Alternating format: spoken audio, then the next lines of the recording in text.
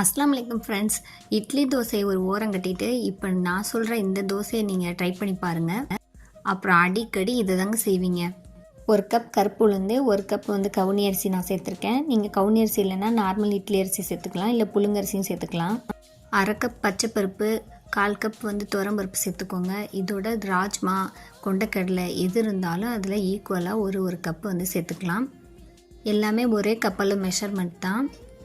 Over night stroke பண்ணி மறுநாள் காலையில் அது கூட 2 காஞ்ச மிளகா, 1 ஸ்பூன் மிளகு, ஒரு மீடியம் சைஸ் இஞ்சி துண்டு, 3 பூண்டு பல் தோலோடு சேர்த்து கொரப்பாக அரைச்சிக்கலாம்.